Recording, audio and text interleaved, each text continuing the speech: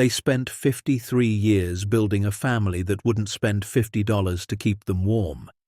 But when an elderly couple accepted a snowed-over cabin everyone called worthless, they unlocked a secret worth $260 million that would change everything they thought they knew about family, loyalty, and what it means to be truly rich. Before we dive into the story, make sure to smash subscribe because tomorrow we have an extra special story for you that will blow your mind. The wind cut through the thin walls of the single-wide trailer like it was made of paper, not metal. Margaret Easton sat at the tiny fold-down kitchen table, her 72-year-old hands trembling as she sorted through the pile of bills spread before her.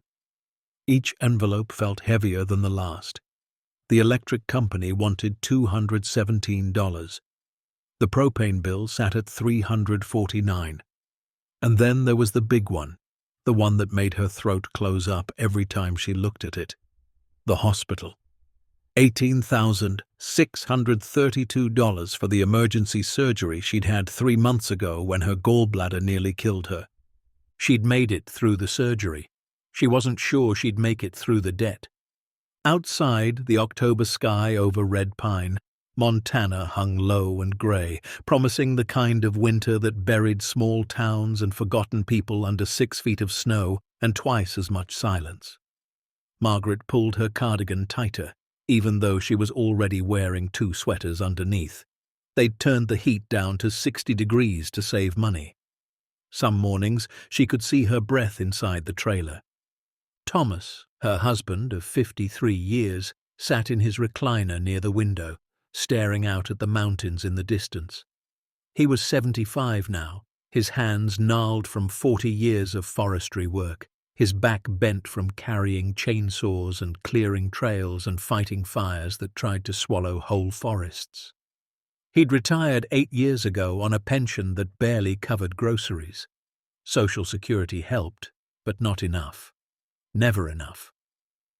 "We could ask again," Margaret said softly, not looking up from the bills. Thomas didn't turn from the window. "No." "Thomas, please. Ryan's a lawyer. He makes good money. Jennifer just bought that new house in Denver. Surely they could—" "I said no." His voice wasn't angry. It was something worse. It was defeated. "I'm not begging our own children twice." Margaret's eyes burned, but she didn't cry. She'd done enough of that already. Instead, she picked up her phone and stared at the screen. 3 children. 3 phone calls she'd made last month when the hospital bill first arrived. 3 different versions of the same answer. Ryan, their oldest at 48, had sighed heavily into the phone like she was interrupting something important. "Mom, I've got the partnership review coming up. Dana's planning this huge benefit gala. The kids need braces. I just can't take on your medical bills right now. Have you looked into Medicaid?" She'd wanted to scream. Wanted to remind him about the 23 years she and Thomas had scrimped and saved to put him through law school. Wanted to tell him that Medicaid wouldn't cover what Medicare didn't, that the system wasn't designed for people like her. But she'd just said, "Okay, honey, I understand." Jennifer, 45, had been even worse. She'd actually laughed, not meanly, but dismissively. "Mom, you guys really need to downsize. That trailer's falling apart anyway. There are some really nice senior living communities near Denver. Assisted living, you know? They handle all the bills, all the medical stuff. You wouldn't have to worry about any of this." "I'm 72, not 92, Margaret had said quietly, "and this is our home." "It's a trailer in the middle of nowhere. Come on, be realistic." Michael, their youngest at 42, hadn't even answered the first time she called. When he finally called back 3 days later, he'd been rushed. "Hey, Mom, sorry, I'm actually between contracts right now. The tech sector's been brutal. I'm basically unemployed. I can't help financially, but I'm sending good vibes, okay?" 2 weeks later, she'd seen his Instagram post from Cabo San Lucas. 14 photos of him and his girlfriend on a beach, cocktails in hand, captions about much-needed self-care and unplugging from the grind. She deleted the app that night. Now, Sitting in the cold trailer with bills she couldn't pay and winter coming like a slow-moving executioner, Margaret felt something she'd never felt before. Not quite anger, not quite grief, something darker. The feeling that comes when you realize the people you built your entire life around don't actually see you anymore. Maybe they never did. Thomas finally turned from the window. His face was weathered, lined deep from sun and smoke and decades of hard living, but his eyes were still the same blue they'd been when she'd met him at a church dance in 1971. "We'll figure it out," he said, but his voice had no conviction. They both knew the math. There was no figuring this out. There was only drowning slowly or drowning fast. That night, Margaret lay awake listening to the wind rattle the trailer's aluminum siding. Thomas snored softly beside her, his breathing labored from years of smoke inhalation. She thought about their life together, the little house they'd rented when they first got married, the births of their 3 children in 3 different hospitals because they'd moved wherever Thomas could find work. The birthday parties she'd thrown on nothing, the clothes she'd sewn by hand, the meals she'd stretched to feed 5 people on a budget meant for 3. She thought about Thomas at 40, running into a burning forest to save Earl Patterson's teenage son who'd gotten trapped while hiking. Thomas had carried that boy 3 miles through smoke so thick you couldn't see your own hands. He'd spent 2 weeks in the hospital with second-degree burns and lung damage. The Forestry Service gave him a commendation. Earl Patterson gave him a handshake and a promise that he'd never forget. She thought about herself at 55, working at the Red Pine Elementary School library for $16 an hour, no benefits. She'd helped thousands of kids find the right book, learn to love reading, discover that the world was bigger than their small town. She'd spent her own money on new releases when the budget ran dry. She'd stayed late to tutor kids whose parents worked nights. She'd given everything she had. And now here they were, forgotten, invisible, too proud to beg and too poor to survive. The next morning, Margaret was washing the breakfast dishes when she heard Thomas's truck pull into the gravel driveway. He'd gone into town to pick up his blood pressure medication from the pharmacy. She heard his boots on the metal steps, then the door opening. "Marge!" he called out. His voice sounded strange. "Come here." She dried her hands on a dish towel and walked into the small living room. Thomas stood in the doorway, and behind him was Earl Patterson. Earl was 81 now, a retired attorney who still kept a small office above the hardware store in town. He'd gone mostly bald, and his 3-piece suits had given way to flannel shirts and suspenders, but he still carried himself like someone who'd spent 40 years in courtrooms making juries listen. "Earl," Margaret said, surprised. "What brings you out here?" Earl removed his hat, holding it in both hands. "Margaret, Thomas, I hope I'm not intruding. I told Thomas I needed to speak with both of you about something important." They sat at the kitchen table, the same table still covered in bills Margaret hadn't had the heart to put away. Earl's eyes flickered over them, but he said nothing. Thomas made coffee in their old percolator, the one they'd gotten as a wedding present in 1971. Earl waited until they were all seated before he spoke. "I'm here about a client of mine, or rather a former client, Vincent Harrow. He passed away 6 weeks ago." Margaret exchanged a glance with Thomas. The name meant nothing to her. "Vincent was a remarkable man," Earl continued. "Brilliant, actually. He held 17 patents in renewable energy technology, made a fortune in the 80s and 90s before the big tech boom. But he was also deeply private. Some would say reclusive. He lived alone in a cabin about 40 miles northeast of here, up in the Bitterroot Mountains." Thomas nodded slowly. "I think I remember hearing about him. Never came down from that mountain, did he?" "Rarely," Earl confirmed. "Maybe once or twice a year. He had his groceries delivered, did all his business through mail and later through the internet. I handled his legal affairs for 37 years, and I only met him in person 4 times. "Why are you telling us this?" Margaret asked gently. Earl's weathered face softened. "Because Vincent left a will, a very specific will, and you two are in it." The coffee pot finished percolating. None of them moved to pour it. "I don't understand," Thomas said. "We never even met the man." "No," Earl agreed. "But Vincent knew about you, Thomas. He followed the local news. He read about what you did for my son back in '89.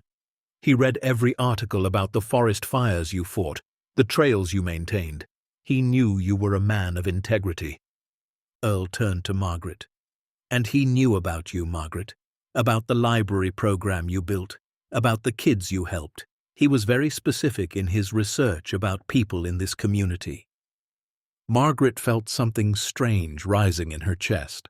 Hope, maybe, or fear that hope would be crushed again.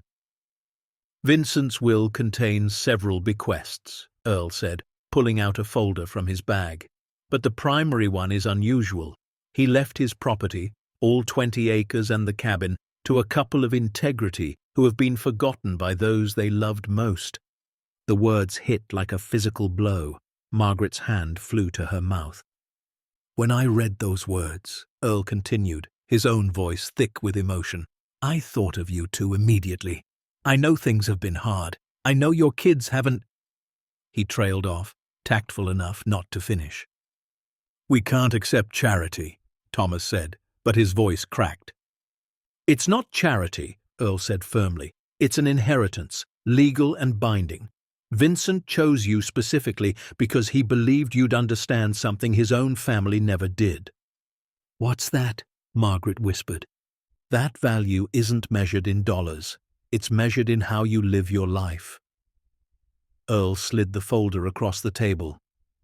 "The cabin is yours if you want it. There are some conditions, mostly about maintaining the property and not selling it for at least 5 years. But it's fully winterized, structurally sound, and it's paid for. No mortgage, no property taxes for the first 3 years as part of a conservation easement." Margaret and Thomas sat in stunned silence. "I have to be honest with you," Earl said. "The cabin is remote. I mean truly remote. There's no road access from November to April, sometimes May. You'd need a snowmobile or cross-country skis to get in and out during winter. It's not easy living." "We've never had easy," Thomas said quietly. "The cabin itself is substantial. Vincent built it in the '70s. Stone foundation, timber frame, solar panels, a well, a generator. He lived there year-round for 40 years. It's equipped for that." Earl paused. "Most people would look at this and see isolation, maybe even see it as worthless. But Vincent thought you might see it as freedom." Margaret looked at Thomas. In his eyes, she saw the same thing she felt. A way out. Not from their problems, maybe, but from the suffocation of this trailer, this town where everyone knew they'd been abandoned by their own children. A chance to start over, even at 72 and 75. "We'd like to see it," Margaret said. Earl smiled for the first time since he'd arrived. "I was hoping you'd say that." 3 weeks later, on the 28th of October, Margaret and Thomas loaded everything they owned into Thomas's 1994 Ford pickup. It wasn't much. Clothes, photo albums, Thomas's tools, Margaret's books. 53 years of marriage fit into the bed of a truck with room to spare. Their neighbor, Mrs. Kowalski, came out to say goodbye. She was crying. "You're sure about this? It's so far away." Margaret hugged her. Mrs. Kowalski had brought them soup when Margaret came home from the hospital. She'd slipped $20 under their door twice, always anonymous, always kind. "We're sure. But your kids, won't they want to visit?" Thomas closed the tailgate with more force than necessary. "They know where we're going. They've got the satellite phone number Earl set up for us." They both knew none of the 3 would call. The drive to the base of the mountain took 2 hours. Earl met them there with 2 snowmobiles he'd rented and a guide named Jack Miller who knew the mountain trails. Jack was about 40, weathered and quiet, the kind of man who was more comfortable with trees than people. "It's a 6-mile ride up," Jack said, helping them transfer their belongings to sleds attached to the snowmobiles. "We've got about 4 hours of good light left, should make it before dark." Margaret had never been on a snowmobile. The noise terrified her. The speed made her dizzy, but Thomas sat behind her on one machine, his arms wrapped around her waist, and somehow that made it bearable. They climbed through forests of pine and aspen, the trees growing denser, the air growing thinner. The snow wasn't deep yet, just a few inches, but Jack said another storm was coming in 3 days. After that, the mountain would be sealed until spring. They climbed higher. Margaret's ears popped. Her fingers went numb even inside her gloves, but she didn't ask to stop. She just held on. As the sun started to sink toward the western peaks, they rounded a bend, and there it was. Vincent Harrow's cabin sat in a clearing surrounded by towering pines, their branches heavy with early snow. It wasn't a cabin in the way Margaret had imagined some tiny hunting shack. It was a house, a real house. 2 stories of stone and timber, with a wide-covered porch and large windows that caught the last golden light of day. Smoke-free stack rose from the center, sturdy and solid. Solar panels lined the south-facing roof.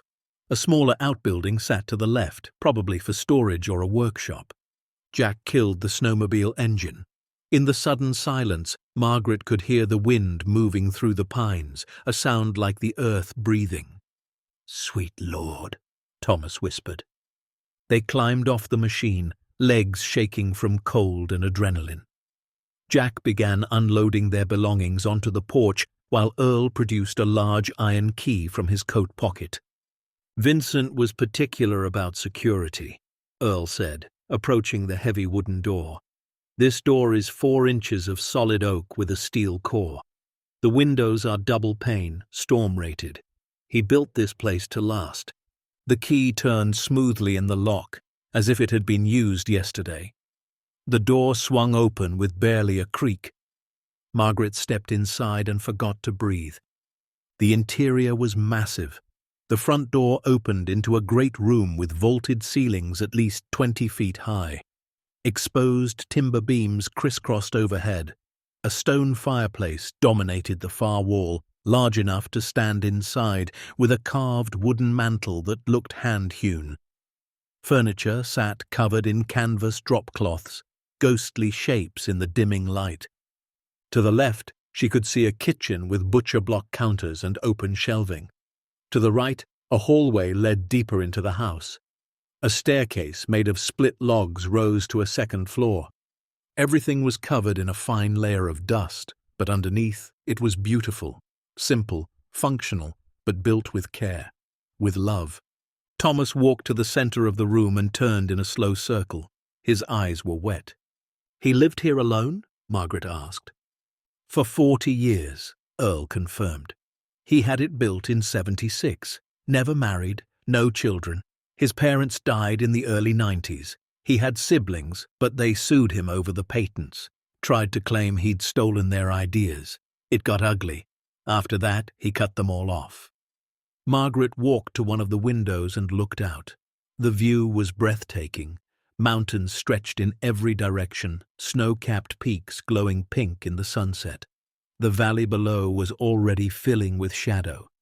No roads, no houses, no people, just wilderness. What did he do up here all alone, she wondered aloud.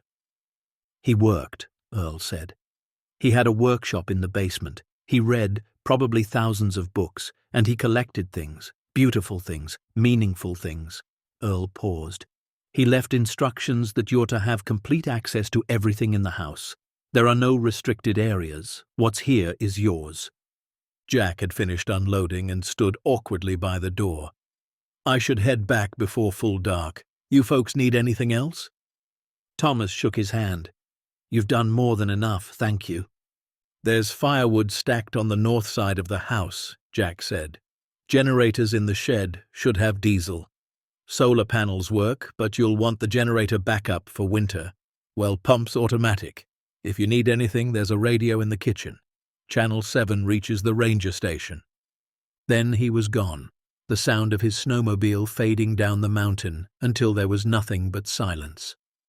Earl stayed a bit longer, helping them uncover some of the furniture and showing them the basics. The propane stove in the kitchen still worked. The water ran clear and cold from the well. The generator started on the second pull. "I'll be back up in spring," Earl said as he prepared to leave. "Unless you need me sooner. The radio works year-round." At the door, he turned back. "Vincent left you something else. Instructions, maybe. Guidance. It's in the desk in his study upstairs. He asked that you read it when you're ready, not before." Then he too was gone. Margaret and Thomas stood together in the great room as darkness fell completely. Thomas found the light switches. Powered by the solar batteries, warm light filled the space. "Are we dreaming?" Margaret whispered. Thomas pulled her close. "If we are, don't wake me up." That first night, they didn't explore. They were too exhausted, too overwhelmed. They found the bedroom on the first floor, a simple room with a massive bed covered in quilts. The mattress was firm and clean. Margaret half expected to collapse into sleep immediately. Instead, she lay awake, listening to the unfamiliar sounds of the house. The wind against the walls, but different than the trailer. Solid, secure. The occasional pop from the fireplace Thomas had built in the great room. The absolute silence beneath it all. No traffic, no neighbors' televisions, no planes overhead, just silence so deep it had texture. Beside her, Thomas's breathing finally evened out. She reached over and found his hand, still calloused and strong despite his age. "Thank you," she whispered to the darkness, to Vincent Harrow, to God, to whatever force had led them here. Then finally she slept. The next morning, Margaret woke to sunlight streaming through windows she'd forgotten to cover. The light was different here, cleaner somehow. Sharper. She lay still for a moment, remembering where she was, testing to see if it was real. Thomas was already up. She could smell coffee, real coffee, not the instant garbage they'd been buying to save money. She found him in the kitchen, standing at the counter in his thermal underwear and wool socks, staring at a French press full of dark, rich coffee. "He had a whole pantry," Thomas said, sounding dazed. "Canned goods, dried beans, rice, coffee, tea. Some of it's old, but most is still good. We won't starve." Margaret opened cupboards. They were well organized, labeled. She found plates, bowls, mugs, everything simple but quality. They ate breakfast at a solid oak table in the dining area. Oatmeal made from steel-cut oats they'd found in a sealed container. Coffee that tasted like heaven. They didn't talk much. They were still in shock. After breakfast, they began to explore in earnest. The first floor held the great room, kitchen, dining area, one bedroom, and a bathroom with a clawfoot tub and a shower. Everything worked. Everything was clean, just dusty. Upstairs, they found 3 more bedrooms and another bathroom. One room had clearly been Vincent's bedroom. The bed was neatly made. His clothes still hung in the closet, flannel shirts and work pants. A pair of reading glasses sat on the nightstand beside a well-worn copy of Walden. Another room was set up as a library. Floor-to-ceiling bookshelves lined every wall, packed with volumes. Margaret's heart nearly stopped. She'd been a librarian for 23 years, and she'd never seen a personal collection like this. First editions, leather-bound classics, modern fiction, history, science, philosophy, thousands of books. The third room was the study Earl had mentioned. A large desk dominated the space, made of dark wood, solid and scarred with use. File cabinets lined one wall. On the desk sat a single envelope with Margaret and Thomas written across it in neat handwriting. Margaret picked it up with trembling hands. "Should we read it now?" Thomas asked. She looked at the envelope, felt its weight. "Not yet," she said softly. "I'm not ready." They continued exploring. The basement was accessed through a door in the kitchen. Thomas flipped the light switch and led the way down. The basement was huge, running the entire length of the house. One section held mechanical systems, The well pump, water heater, solar battery array, circuit breakers. Another section was clearly a workshop. Tools hung on pegboards organized by type and size. A workbench ran along one wall, scarred but immaculate. And then there was the storage area. Boxes, crates, filing cabinets, all labeled in that same neat handwriting. Patent documents 78 to 83. Correspondence 89 to 95. Financial records. Personal papers. Margaret ran her hand along the labels, understanding beginning to dawn. Vincent hadn't just lived here. He'd archived his entire life here, organized it, preserved it. He was waiting for someone, she said aloud. What do you mean? He was waiting for someone to give this to. Someone who would understand. Someone who would care. They stood in the basement for a long time, overwhelmed by the enormity of what they'd inherited. This wasn't just a house, it was a legacy, a life's work, the collected history of a brilliant man who died alone. That afternoon, Thomas explored outside while Margaret began the slow process of uncovering furniture and cleaning. The house came alive under her hands. The furniture was beautiful, simple, but well made. She found a rocking chair by the fireplace that fit her perfectly. She found Afghans folded in a cedar chest, still smelling of lavender. She found Vincent's coffee mug in the kitchen, stained from years of use, and for some reason, she washed it carefully and set it on the shelf with the others. Thomas came back in just before dark, his face flushed from cold and exertion. "There's a root cellar," he said. "Still has potatoes, onions, carrots packed in sand. There's a chicken coop, empty now but solid. There's a garden plot big enough to feed 10 people. And Marge, there's a greenhouse. An actual greenhouse with grow lights and everything." His eyes were shining. Thomas had always wanted a garden, a real one, but the rocky soil around their trailer had never cooperated. That night, they sat by the fire after dinner, Margaret in her rocking chair, Thomas in a leather armchair that had molded to Vincent's shape over decades. "We should call the kids," Margaret said quietly. "Let them know we're settled." Thomas was quiet for a long moment.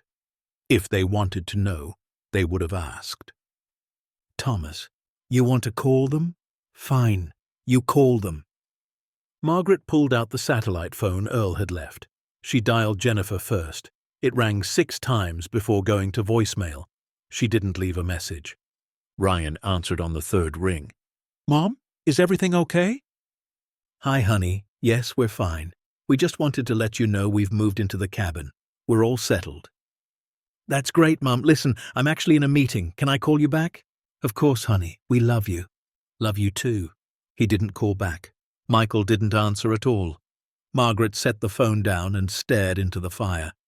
Thomas reached over and took her hand. "We have each other," he said. "We always have."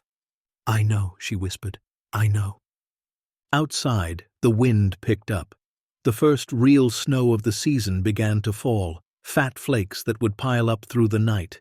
By morning there would be 6 inches. By the end of the week, 3 feet. The mountain was closing, sealing them in. And somehow, sitting in that warm house with the fire crackling and her husband's hand in hers, Margaret wasn't afraid. For the first time in months, maybe years, she felt safe.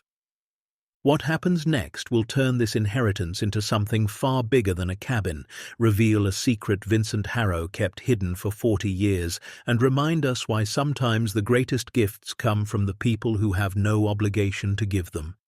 Stay tuned to see what happens next. If you're enjoying the story, please like, share, and subscribe for more. The first week passed in a blur of discovery and adjustment. Margaret and Thomas moved through the cabin like archaeologists uncovering an ancient civilization, except this civilization was only 6 weeks old, still warm with the ghost of the man who'd built it. They learned the rhythms of the house, how the solar panels charged fastest between 10 in the morning and 2 in the afternoon, how the generator needed to run for an hour each evening to top off the batteries, how the propane stove had a temperamental left burner that only worked if you jiggled the knob just right, how the floorboards in the upstairs hallway creaked in a pattern that sounded almost musical. Margaret spent hours in Vincent's library, carefully removing books, dusting them, reading the notes he'd written in the margins. His handwriting was small and precise, his observations thoughtful. In a copy of Thoreau's essays he'd written, "Solitude is not loneliness. Loneliness is wanting connection and finding none. Solitude is choosing silence and finding everything." She understood him a little more with each page. Thomas worked outside when the weather allowed, learning the property. He found the woodshed stacked with 3 cords of seasoned pine and fir, enough to last the winter. He discovered a smokehouse, empty now but functional. He traced the path of the solar panel wiring, understanding the elegant system Vincent had designed. Everything had backup systems, redundancies. Vincent had thought of everything. On the 4th day, they found his journals. They were in the study, filed chronologically in a cabinet beside the desk.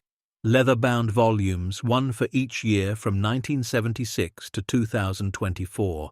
48 years of a man's life, documented in neat handwriting. Margaret opened the first one, dated January 1976. "Began excavation for foundation today. The ground is frozen solid, but I expected that. Brought in equipment from Billings. The contractor thinks I'm insane for building up here. Maybe I am. But after what happened with Jonathan and Susan, after the lawsuit, after all of it, I need distance. I need silence. I need to build something that's mine alone, that no one can take, that no one can claim they're entitled to." Jonathan and Susan, his siblings, Earl had mentioned them. Margaret flipped forward, finding an entry from March. "Walls are going up. Stone from the quarry near Missoula.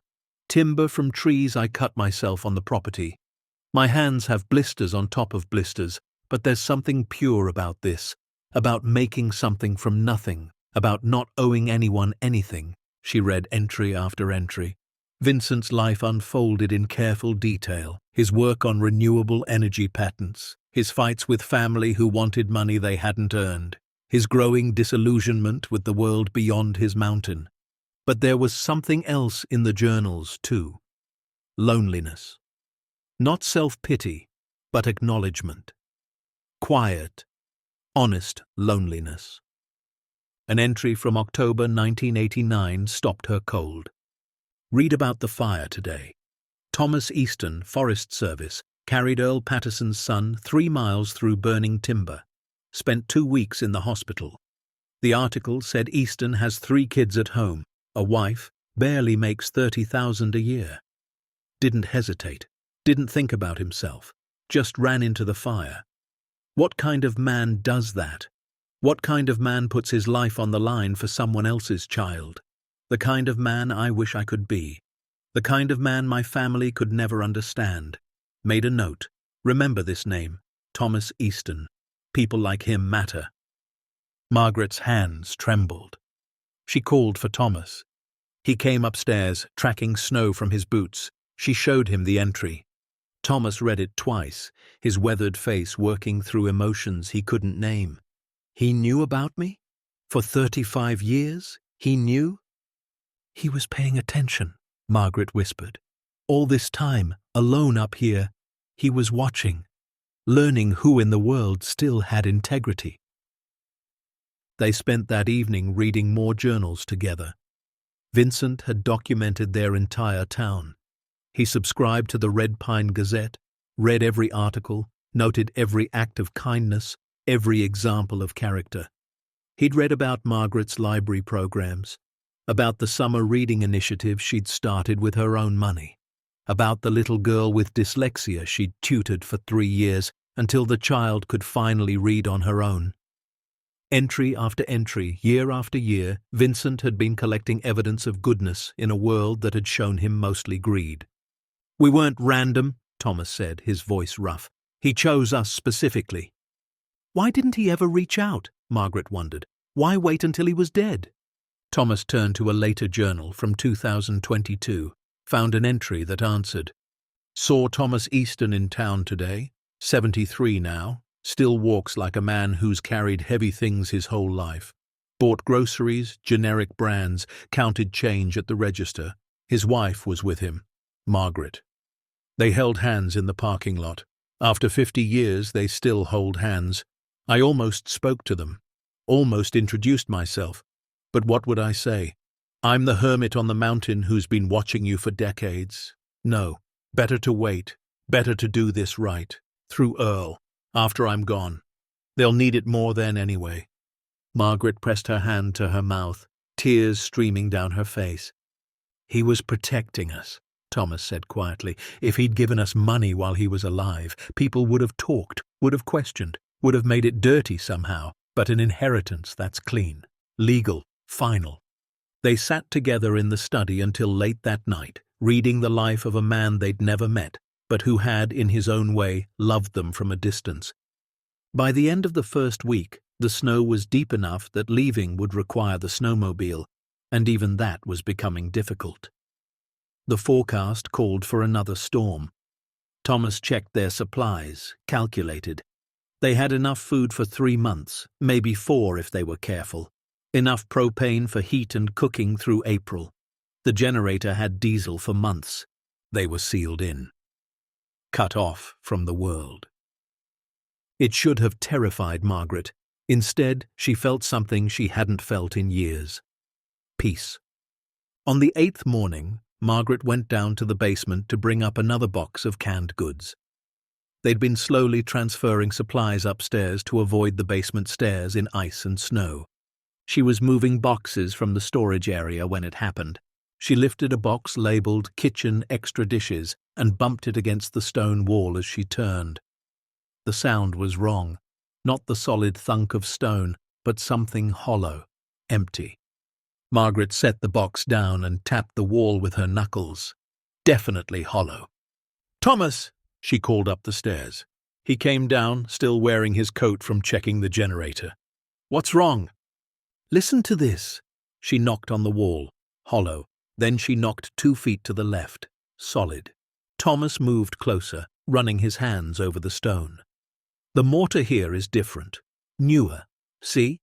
He pointed to a section about 6 feet wide and 7 feet tall. This was added later, sealed up. Why would Vincent seal part of his own basement? Thomas didn't answer. He was already examining the edges, looking for seams, for any indication of how it opened. His fingers found something near the floor, a small gap in the mortar. He dug at it with his pocket knife, and a piece of mortar crumbled away, revealing a lever. "Should we?" Margaret asked. Thomas looked at her. "It's our house now, our basement. If there's something here, we have a right to know." He pulled the lever. Nothing happened for a moment. Then a soft click, mechanical and precise. The section of wall shifted inward 1/2 inch. Thomas pushed. The wall swung open smoothly, silently, revealing darkness beyond. Margaret grabbed the flashlight they kept in the basement for emergencies. She clicked it on and pointed it through the opening. The beam revealed a corridor, maybe 15 feet long, leading to another door.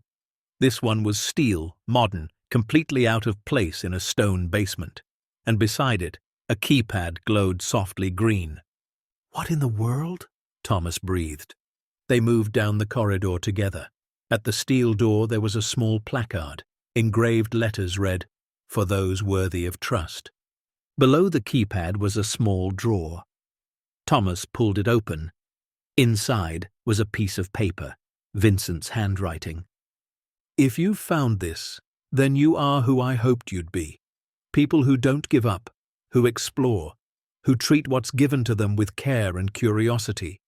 The code is your wedding date. Month, day, year. 4 digits, 2 digits, 4 digits. What's inside is yours, all of it. Use it wisely, use it well, or don't use it at all. The choice, like everything else, is yours. VH." Margaret and Thomas stared at each other. "Our wedding date," Margaret whispered. "June 14th, 1971. Thomas's hands shook as he reached for the keypad. He entered the numbers slowly. 06141971. The keypad beeped. The lock disengaged with a heavy clunk. Thomas pulled the door open.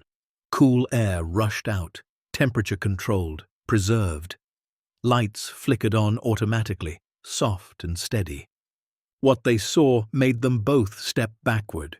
The room beyond was massive, at least 40 feet by 30 feet, with a ceiling twice as high as the regular basement. Climate control units hummed in the corners, dehumidifiers, air filtration systems. This wasn't just a hidden room, it was a vault, and it was full. Glass display cases lined the walls, each one lit from within. Shelving units ran down the center of the room, organized with museum-quality precision. Filing cabinets stood in neat rows. Everything was labeled, catalogued, preserved. Margaret stepped inside first, her flashlight unnecessary now in the bright fluorescent light.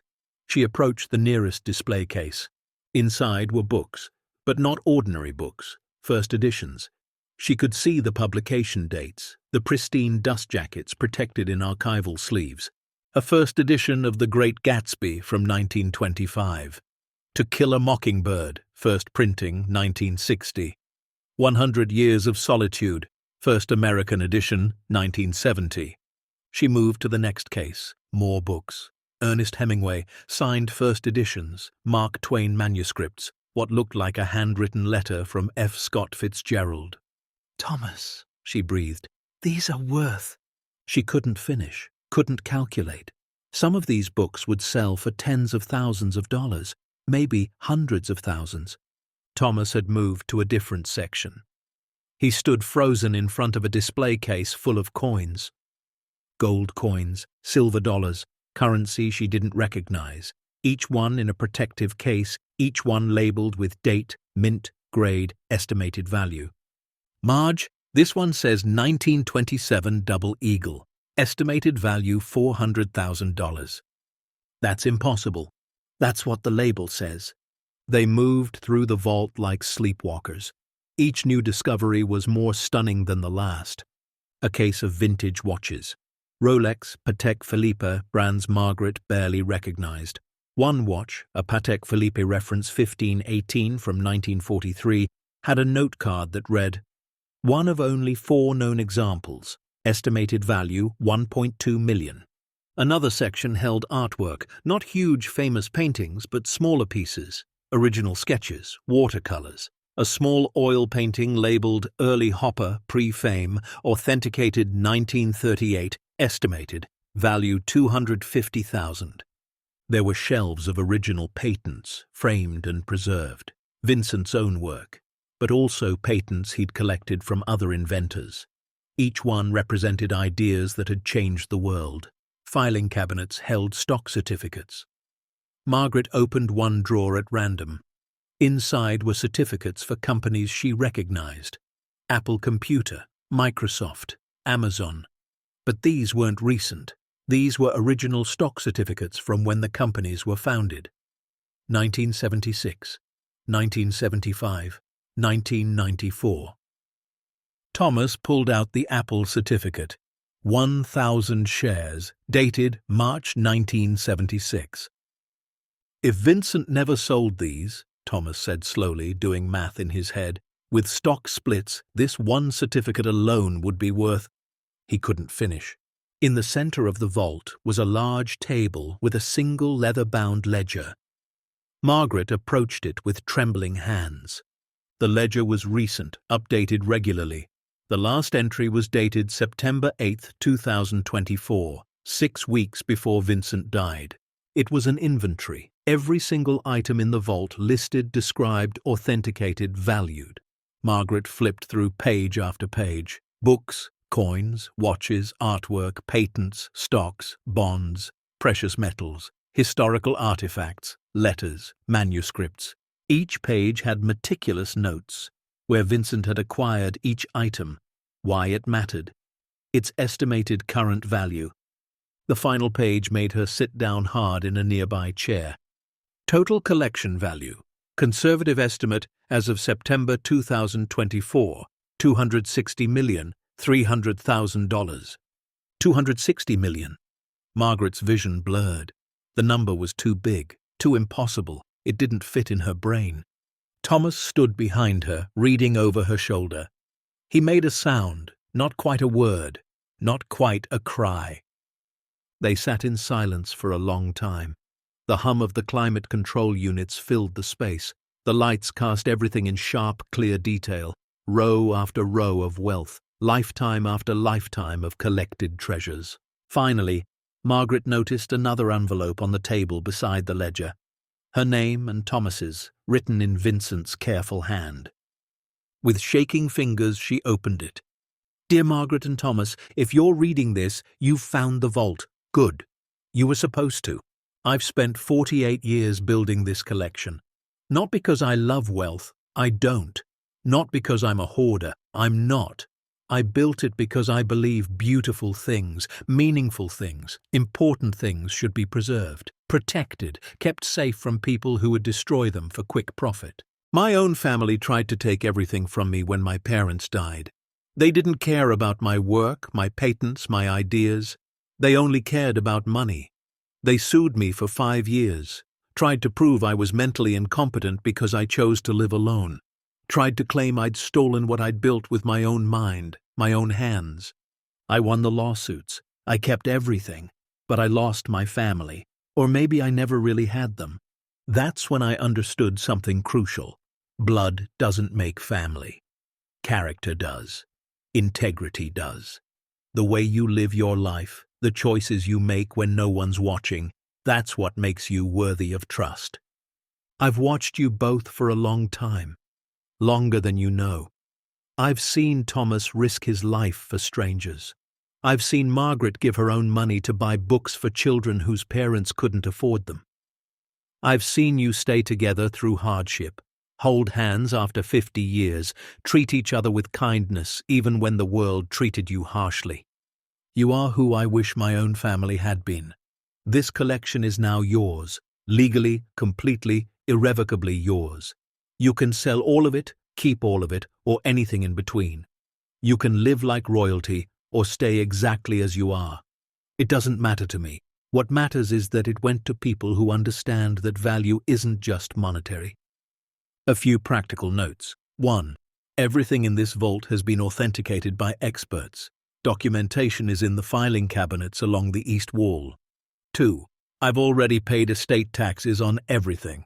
This is clean, legal, yours without complication.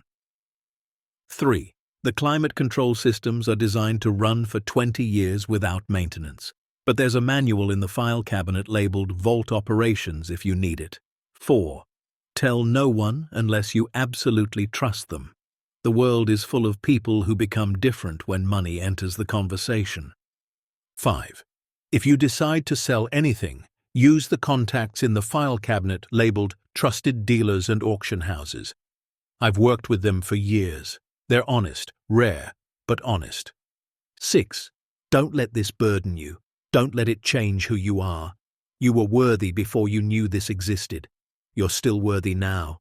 7. My lawyer, Earl Patterson, knows the vault exists but not what's in it. He's trustworthy. Use him for legal matters. 8. There's a small safe in the northeast corner.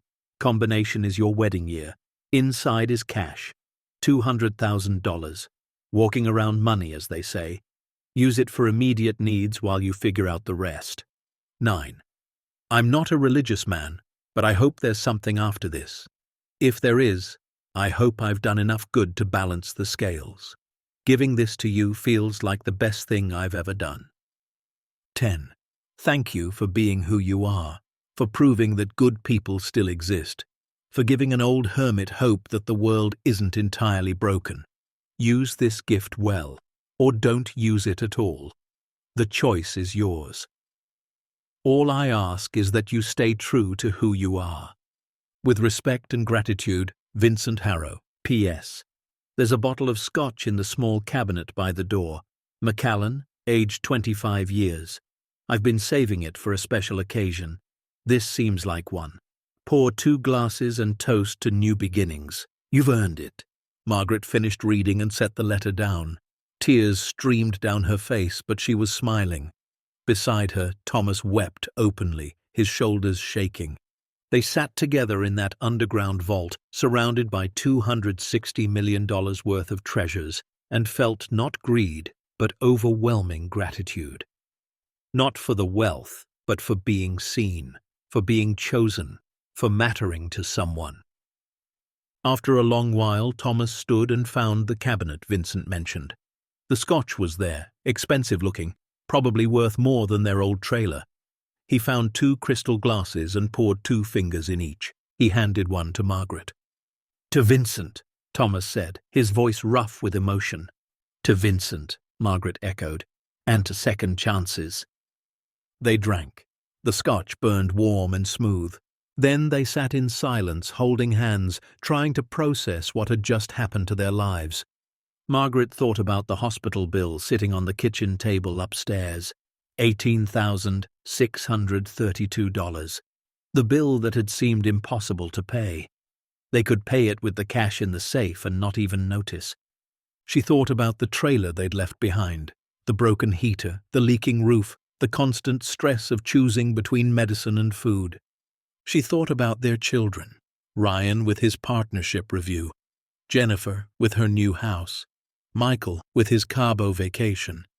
And she thought about Vincent, alone in this cabin for 48 years, carefully building a collection not for himself, but for people he'd never meet, watching from a distance, choosing based on character. "What do we do?" she whispered. Thomas squeezed her hand.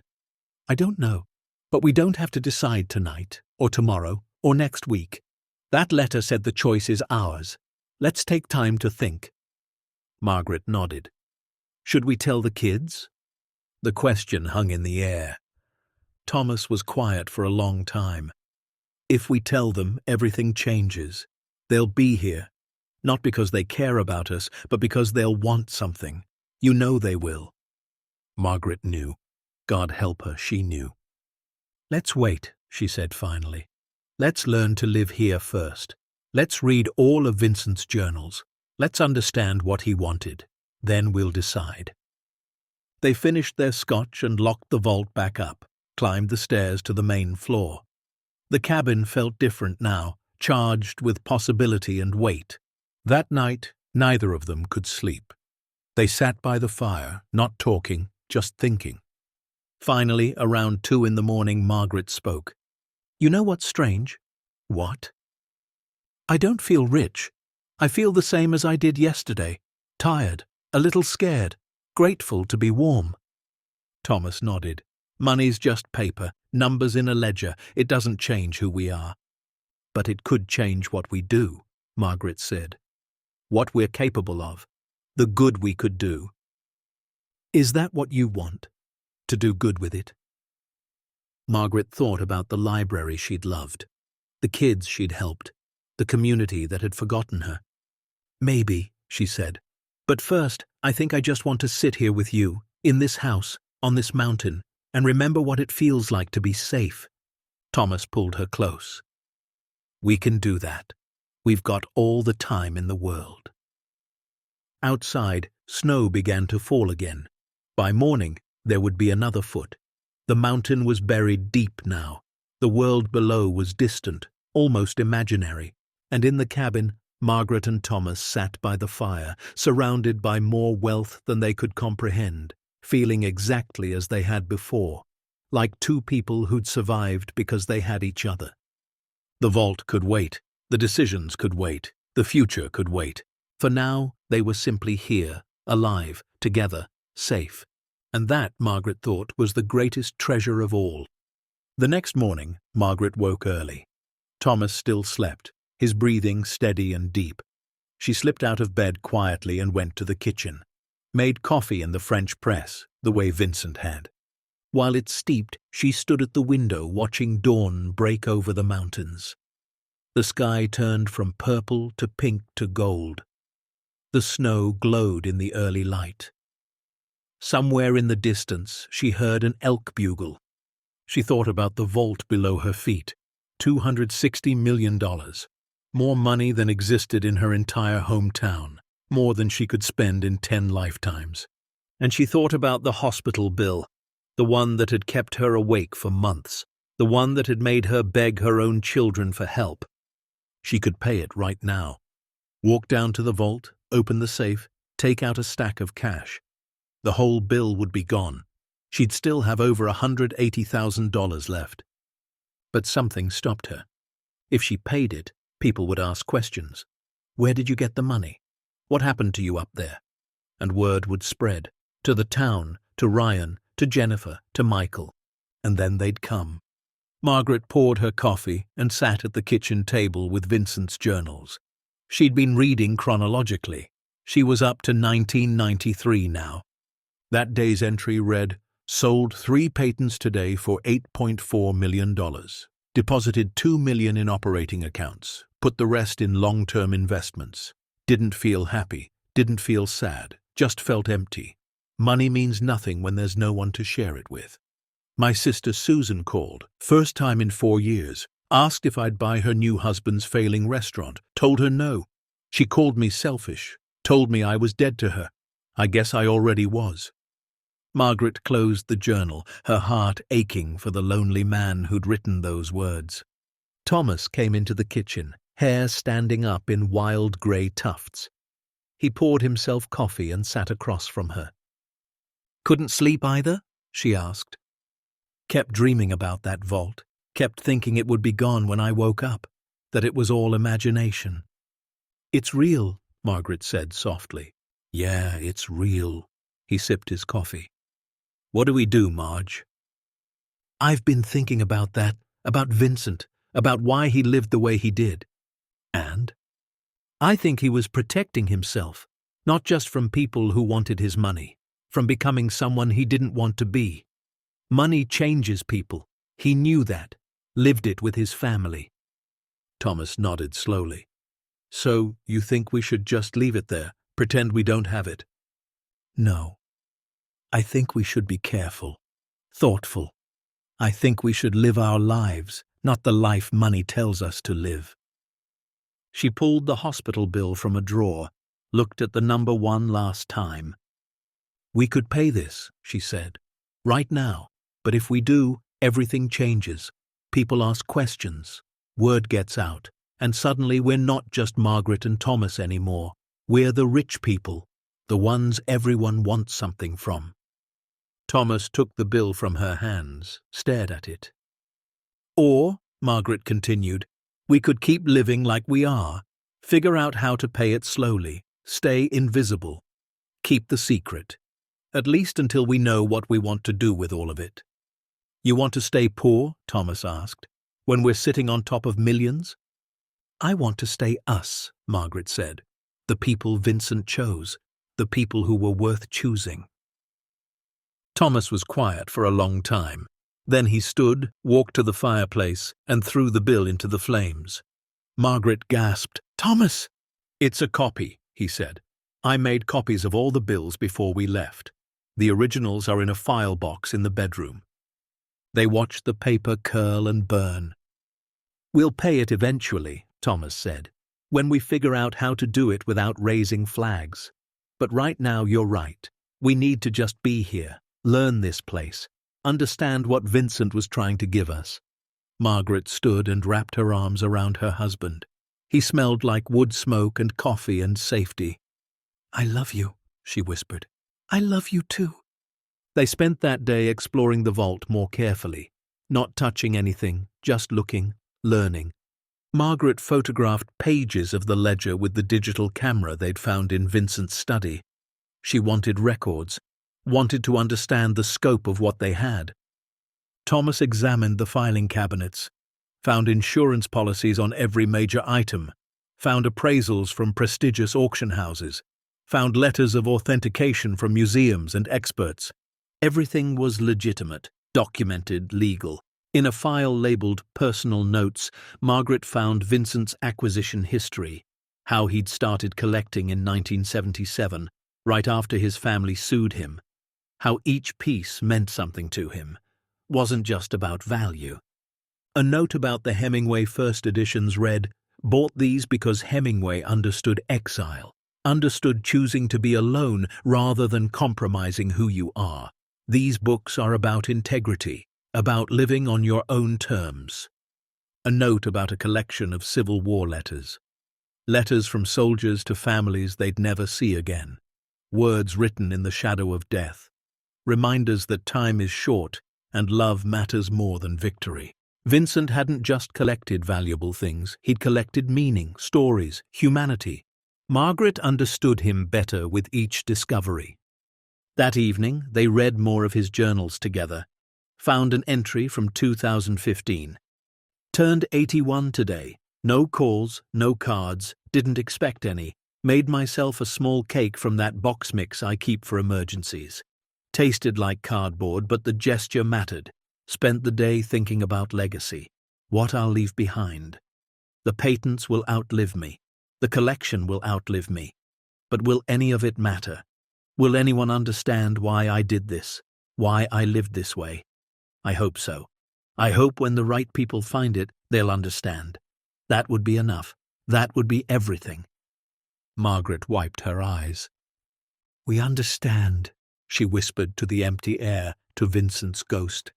We understand. Over the next few days, a routine developed. Thomas would wake early, check the generator, bring in firewood, maintain the house. Margaret would read, catalogue, slowly begin organizing the cabin properly. They didn't talk about the vault constantly. Sometimes whole days would pass without mentioning it. They were learning to live with it, to let it exist without consuming them. But at night, lying in bed, they'd talk quietly about possibilities.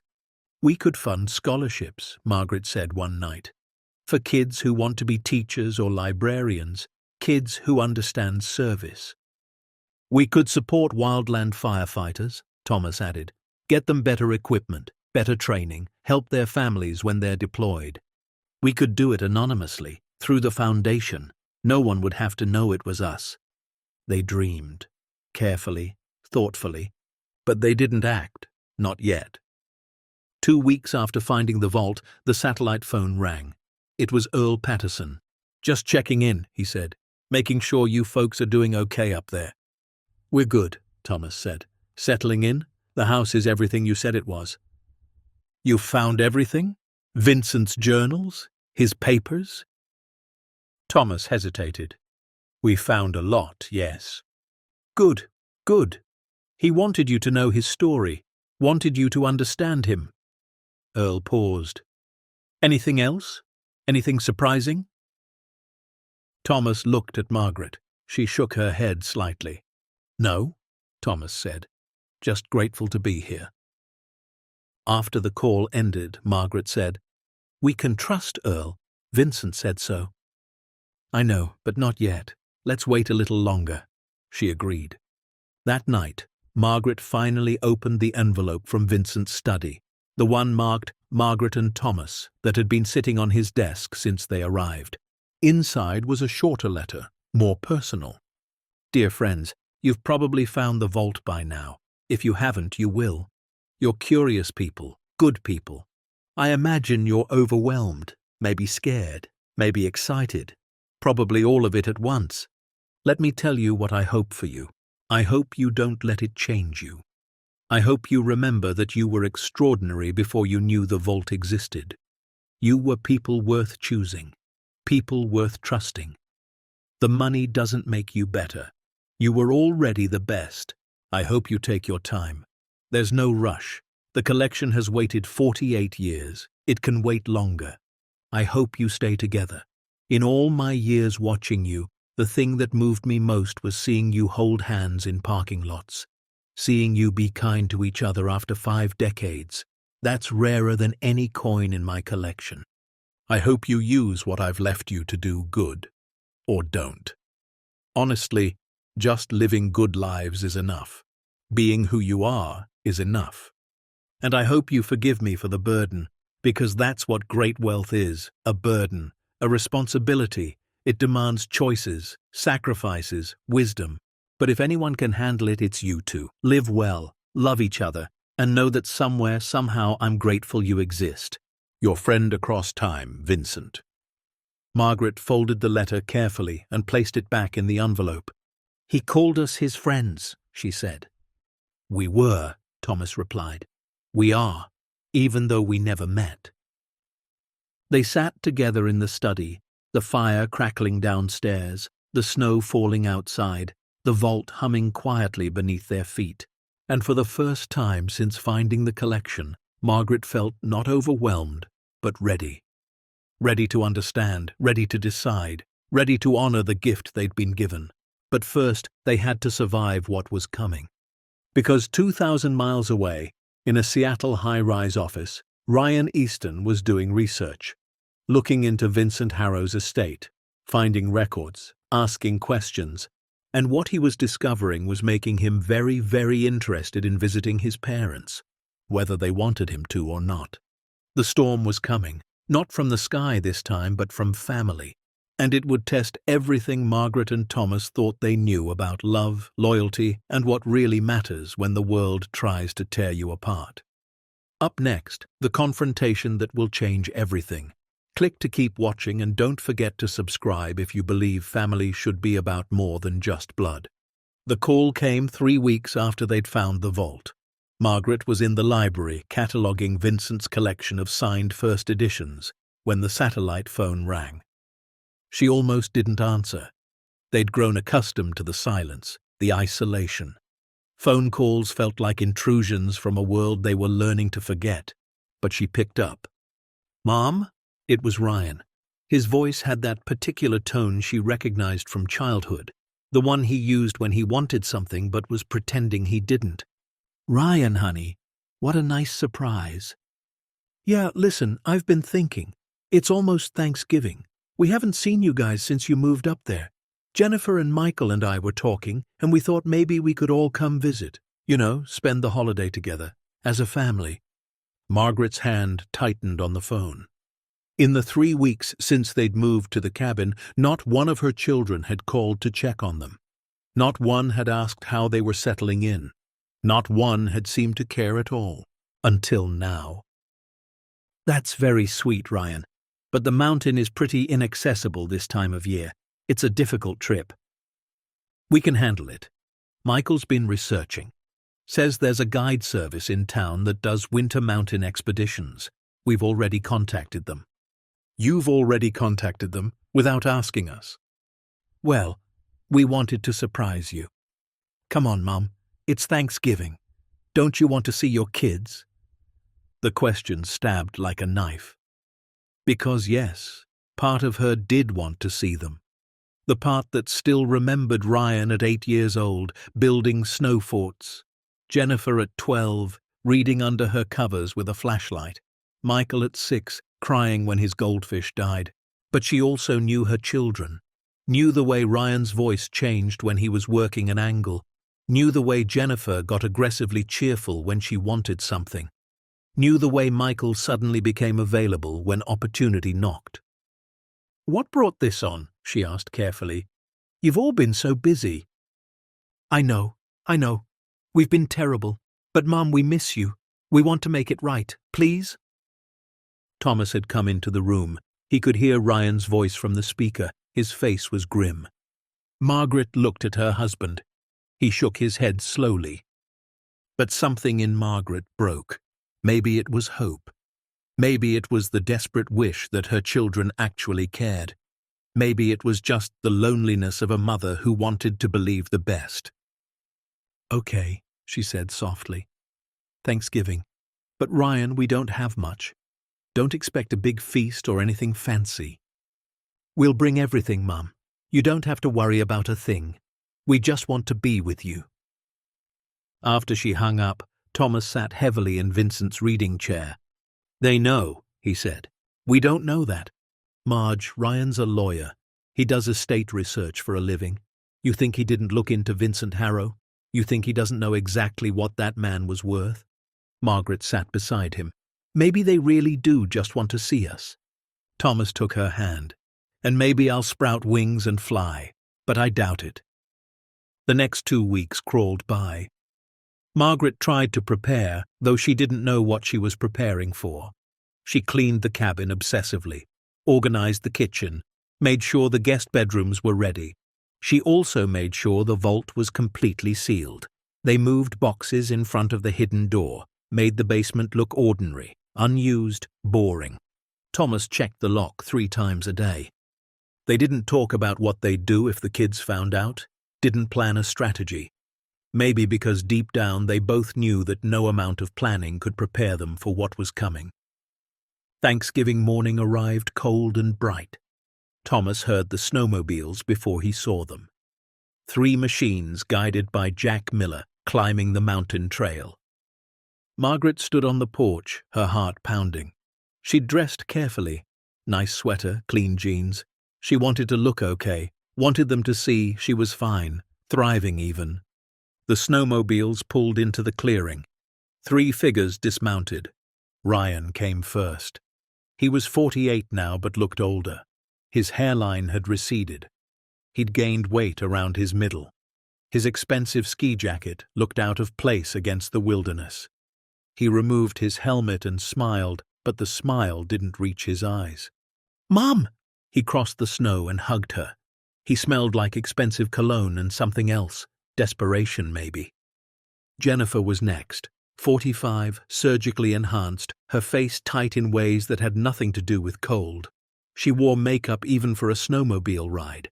Her hug was brief, performative. "Oh my God, Mum, you look so thin. Are you eating?" "I'm fine, honey." Michael came last. 42, beard grown out, designer outdoor gear that had never seen actual outdoor use. His hug was the longest, almost genuine. "Missed you, Mum?" Thomas stood in the doorway, watching. The kids barely glanced at him.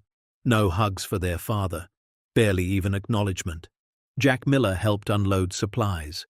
They'd brought food, wine, expensive ingredients that seemed absurd in the wilderness. Foie gras, truffle oil. Things Margaret didn't know how to cook and didn't want to learn. "I'll be back day after tomorrow," Jack said quietly to Thomas. "You need me sooner. Use the radio." Thomas nodded, grateful. Jack understood something was off. Inside, the kids spread out through the cabin like they were casing it. Ryan went immediately upstairs. Jennifer examined every room on the main floor. Michael wandered, touching things, picking up Vincent's belongings. "This place is actually pretty nice," Jennifer said, sounding surprised. "I mean rustic, but nice. What did you say this Vincent guy did?" "He was an inventor," Margaret said carefully. "Patents, mostly." "Patents in what?" "Renewable energy, solar, wind." Ryan came back downstairs. "How many bedrooms?" "4 total. Why?" "Just curious, wondering what a place like this is worth. Remote property, acreage, could be valuable to the right buyer." "We're not selling," Thomas said flatly. "I didn't say you were, Dad. Just making conversation." But his eyes kept moving, cataloguing, calculating. They made it through Thanksgiving dinner on surface politeness and wine. Lots of wine. The kids drank like they were trying to drown something. Jennifer talked about her new house in Denver, 4,000 square feet, media room, wine cellar. She'd just had the kitchen remodeled for $80,000. $80,000? Margaret couldn't help herself. For a kitchen? "Well, it's imported Italian marble, custom cabinets. You have to invest in quality." Margaret thought about the hospital bill, about how $80,000 would have changed their entire lives. Said nothing. Michael talked about his startup ideas, blockchain this, AI-powered that. Everything was always 6 months from making him a billionaire. Never did, of course, but the confidence never wavered. Ryan talked about the law firm, the partnership review, the pressure, the expenses, private schools for the kids, country club memberships, appearances to maintain. "It's expensive being successful," he said, pouring himself another glass of wine. Thomas nearly laughed, nearly asked if it was more expensive than being poor. But Margaret touched his knee under the table. "Not worth it." After dinner, the kids sat by the fire while Margaret and Thomas cleaned up. "When are they going to ask?" Thomas whispered. "Maybe they won't. Maybe we're wrong." But they weren't wrong. Ryan came into the kitchen around 9. stood in the doorway, swirling brandy in a crystal glass he'd brought from home. "So, Mum, Dad, I did some research on Vincent Harrow." Margaret's hands stilled in the dishwater. "He was pretty successful, held a bunch of patents, sold some of them for serious money back in the 90s. "We wouldn't know," Thomas said. "We never met him." Right. But the thing is, successful guys like that, they usually have assets, investments, collections, stuff beyond just property."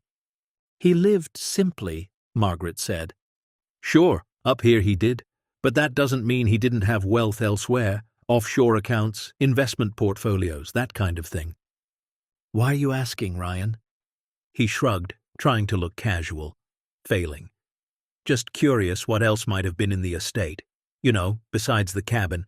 The lawyer, Patterson, he was pretty vague about the details." "Because there were no details," Thomas said. "We got the cabin, 20 acres, that's it." Ryan's eyes narrowed slightly. "Nothing else? No money? No assets? Would it matter if there were?" "Of course not. I'm just trying to understand the full picture. As a lawyer, I like to make sure my parents aren't being taken advantage of." "How thoughtful," Thomas said dryly. Ryan's pleasant mask slipped for just a moment. "Look, I'm not trying to start anything. I just think it's weird that some hermit millionaire leaves everything to complete strangers. There's usually more to stories like that." "We're not strangers," Margaret said quietly. "Vincent knew about us, about Thomas saving Earl's son, about my work at the library. He chose us because he valued character." "Character," Ryan repeated, like it was a foreign concept. "Right." He went back to the living room. Margaret and Thomas finished the dishes in silence. That night, Margaret couldn't sleep. She heard movement upstairs. Footsteps. Creaking floorboards. Someone was searching. By morning, the pretense had worn thin. Jennifer announced over coffee that she'd accidentally found Vincent's study. "So many papers," she said. "Journals, files. He was certainly meticulous." "Those are private," Margaret said. "Oh, I didn't read them, just noticed them." Her smile was sharp. "Must be interesting, though, learning about the man who gave you all this." Michael had explored outside. "Found a workshop, generator shed. This place has serious infrastructure, off-grid but sophisticated. Someone put a lot of money into this build." The kids were circling, sharks smelling blood. It was Ryan who finally dropped the pretense. They were sitting in the living room. Margaret was reading. Thomas was working on a broken chair leg. The kids had been whispering amongst themselves. Ryan stood up. "Okay, we need to talk, really talk." "About what?" Margaret asked, though she knew. "About the fact that you're sitting on a fortune and pretending you're not." "Ryan." "I'm not stupid, Mom. I looked up Vincent Harrow's patent sales. The guy made at least $50 million during his lifetime, probably more. He lived up here like a monk for 40 years. Where do you think that money went?" "It's none of your business," Thomas said. "It absolutely is our business," Jennifer interjected. "You're our parents. If you have assets, that affects our family, our inheritance." "Your inheritance?" Margaret's voice was dangerously quiet. "You know what I mean. Family wealth should be managed properly, distributed fairly." "We don't have any wealth to distribute," Thomas said. Michael stood up. "Come on, Dad. We're not idiots. There's got to be more than just this cabin. Investments, accounts, something." "And if there were," Margaret asked, "what exactly are you suggesting?" "That you let us help," Ryan said smoothly, slipping into lawyer mode. "I can set up trusts, tax-advantaged accounts, make sure everything's properly structured, protected." "Protected from whom?" "From mistakes, from bad decisions. No offense, but you're not exactly financially sophisticated." The condescension was breathtaking. "We managed our finances just fine for 53 years, Thomas said. "Barely," Jennifer said. "You were literally behind on your bills when you left. Mom's medical debt, the trailer falling apart. You were struggling." "And where were you?" Margaret's voice cracked. "When we were struggling, When I called and asked for help?" Silence. "That's what I thought," Margaret whispered. Ryan's jaw tightened. This isn't about the past. This is about being smart with resources. If Vincent left you money, it should be managed professionally, invested properly, not just sitting around. Who said it's sitting around? The question slipped out before Margaret could stop it. All three kids went still. "So there is money," Ryan said. Margaret looked at Thomas. The secret was out, or close enough. "What we have or don't have is our business," Thomas said firmly, "not yours." "That's not how families work, Dad." "Funny." Thomas stood up. "You didn't seem too concerned about how families work when your mother needed surgery, when we were choosing between heat and medicine. Where was all this family concern then?" "That's not fair." "It's completely fair," Margaret said, standing beside her husband. "You all said no. You all had excuses. You all made us feel like we were burdens, like we didn't matter." "We never said that," Michael protested. "You didn't have to say it. You showed it. And now that you think there might be money involved, suddenly you care. Suddenly you're family again." Jennifer's face flushed. "That's a horrible thing to say." "Is it? Prove me wrong. Tell me you're not here because Ryan found out about Vincent's estate." None of them could. "We should all calm down," Ryan said. "Emotions are running high. Let's take a break. Cool off." But Jennifer was already moving, toward the kitchen, toward the basement door. "Where are you going?" Margaret called. "I need some air. I'll just look around." Thomas moved to intercept her, but Ryan blocked him. "She's just walking, Dad. Relax." Jennifer disappeared into the basement. Margaret's heart pounded. The vault. The hidden door. They'd covered it, but if she looked hard enough, if she started moving boxes— 5 minutes passed. 10. Then they heard it. A scream, not fear, excitement. Jennifer's voice echoed up the stairs. Oh my God, guys, get down here." Ryan and Michael rushed to the basement. Margaret and Thomas followed, dread filling every step. Jennifer stood in front of the hidden door. She'd moved the boxes, found the seam in the wall. The lever was pulled. The door stood open. "How did you—" Margaret started. "I literally bumped into the boxes and heard the wall sound hollow. I figured, what the hell?" Jennifer's eyes were wild. "What is this? Some kind of safe room?" The steel door of the vault was visible, the keypad glowing. Ryan approached slowly. "Jesus Christ, this is serious security. Mom, Dad, what's in there?" "Nothing," Thomas said. "Storage, old papers." "Bullshit," Michael said. "You don't put a climate-controlled vault door on old papers." Ryan studied the keypad. 10 digits, probably a date code. Anniversary? Birthday? His eyes gleamed. "Let me guess. Your wedding date." "Ryan, don't—" But he was already entering numbers. 06141971. The lock clicked open. "Bingo," Ryan said. He pulled the door open. The lights flickered on automatically. All three kids stepped inside. The silence lasted exactly 5 seconds. Then Jennifer started screaming, actually screaming. "Are you fucking kidding me? Are you fucking kidding me?" Ryan stood frozen, mouth open, staring at the display cases. Michael was already pulling out his phone, taking pictures. "Stop that!" Margaret shouted. "Turn that off." "Mom, do you have any idea what this is? Do you have any idea what you're sitting on?" "We know exactly what we're sitting on," Thomas said. Ryan found the ledger, flipped to the final page, read the total. His face went white, then red, then something beyond rage. $260 million, he whispered. $260 million fucking dollars, and you were going to what? Just sit on it, keep it to yourselves. "It was given to us," Margaret said. "To us, not to you." Jennifer was crying now, mascara running down her face. "This is insane. This is actually insane. You have all this and you didn't tell us? Your own children?" "You're not children," Thomas said. "You're adults who abandoned us." "We didn't abandon you. You did. When we needed you most, you walked away. And now you think you have some claim to this, because you're blood? Ryan's lawyer instincts kicked in. Actually, we do have a claim. You're elderly. You're not equipped to manage assets of this magnitude. There's a case for guardianship, conservatorship. Margaret felt the floor drop out from under her. You're threatening to have us declared incompetent? I'm saying there are legal options to ensure this wealth is protected, managed properly. You mean controlled by you, Thomas said. By people who understand finance, law, the real world. The real world, Margaret repeated.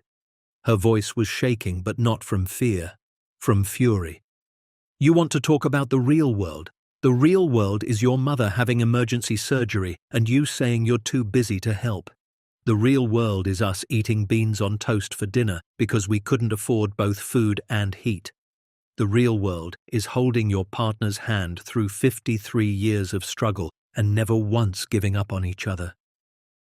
Mom. No, you don't get to call me Mom right now. Right now you're lawyers and opportunists and strangers. Right now you're exactly what Vincent was protecting this from. Ryan's face hardened. Fine. You want to play it that way? I'll file papers as soon as we get back. Elder abuse, undue influence, mental competency evaluation. I'll drag this through every court in Montana. You'll lose, Thomas said. Maybe, but I'll tie up the estate for years. You won't be able to touch a dime. And legal fees, those add up. You'll spend millions just defending yourselves. The threat hung in the air like poison. Michael finally spoke. Why are we even fighting? There's enough here for all of us. We could divide it. Everyone gets something. Everyone's happy. Everyone's happy? Margaret laughed, a sound without humor. You think this is about dividing money? You think that would make us happy? It would make us secure, comfortable, able to help our own families. Then get jobs, Thomas snapped. Earn it, like we did, like Vincent did. That's easy for you to say when you're sitting on hundreds of millions. We don't want hundreds of millions, Margaret shouted. The words echoed in the vault. We never wanted this. We wanted our children to love us, to care about us, to call and check if we were okay. We wanted family, real family, not this, not whatever the hell this is. Silence fell. Jennifer spoke quietly. So what? You're just going to keep it all? Leave us with nothing? We haven't decided anything, Margaret said, except that we won't be bullied, we won't be threatened, and we won't reward people who only love us when there's something in it for them. Ryan's eyes were cold.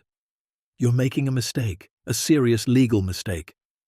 Then I guess we'll see you in court. I guess you will. The kids left that night, didn't wait for morning, didn't wait for Jack Miller.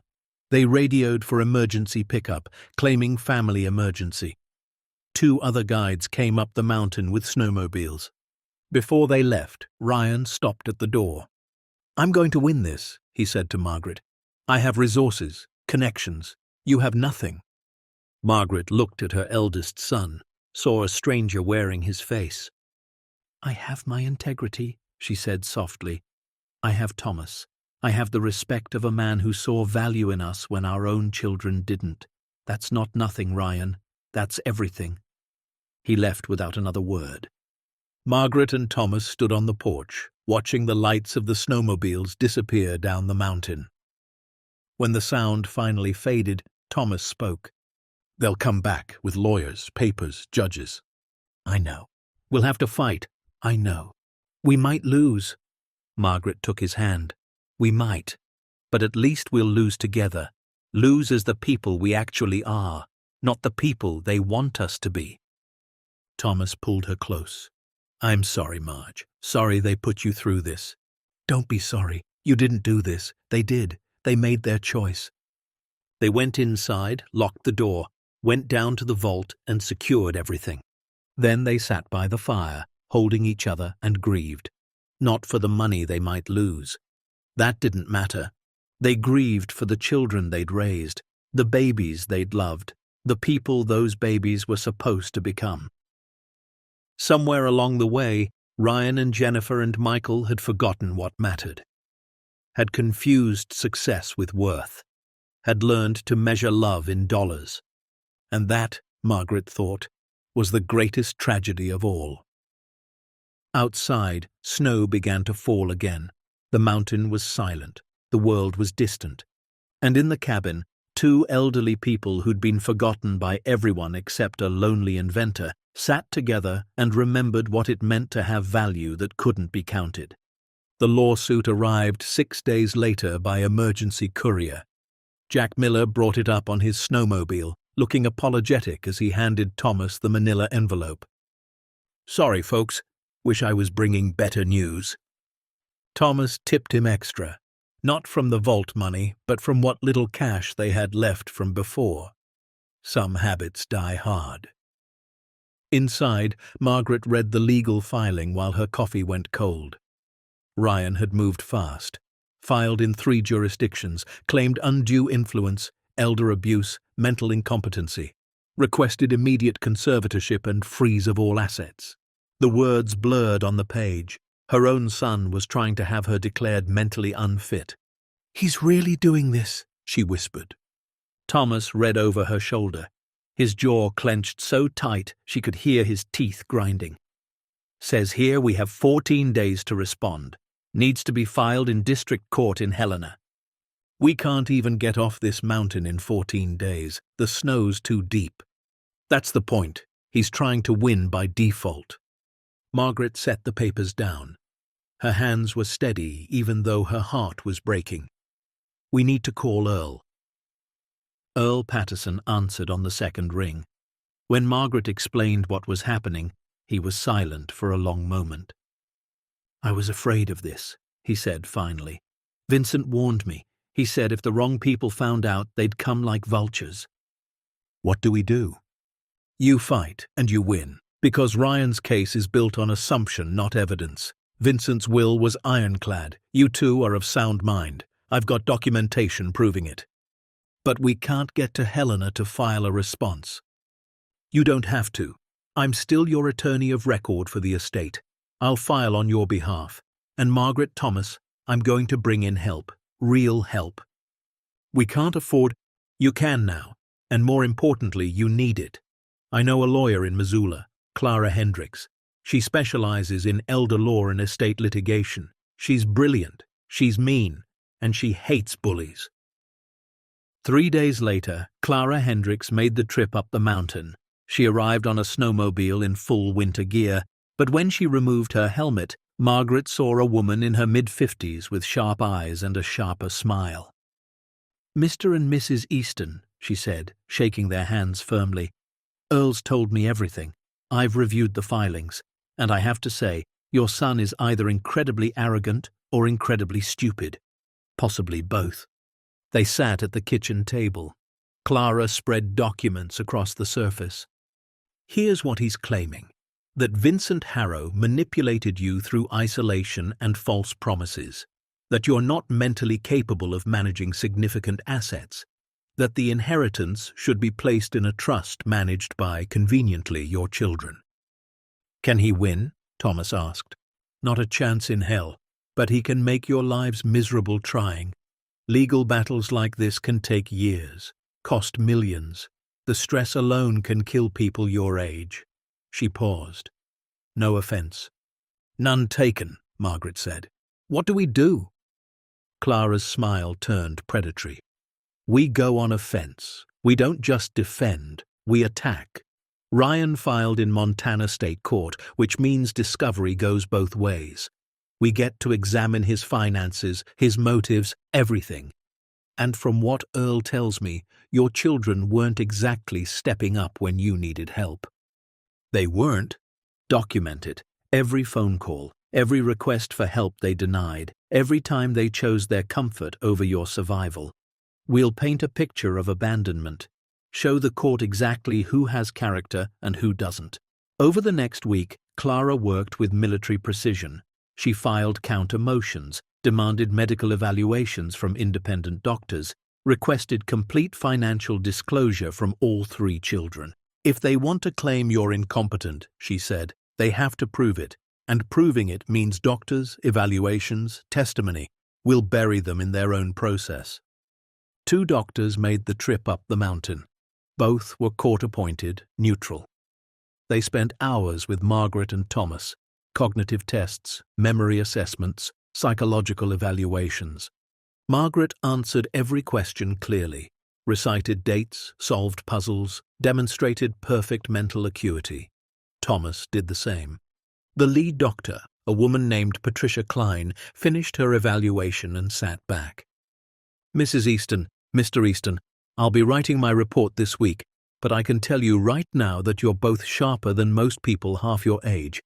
There's absolutely no evidence of diminished capacity. Will that stop the lawsuit? Margaret asked. It should, but some people don't care about evidence. They care about winning. Dr. Klein was right. When her report was filed, declaring both Margaret and Thomas completely competent, Ryan's lawyers pivoted, filed new motions claiming undue influence, said Vincent had targeted vulnerable elderly people, isolated them, manipulated them. Clara laughed when she read it. They're desperate, throwing everything at the wall to see what sticks. That's good. Desperate lawyers make mistakes.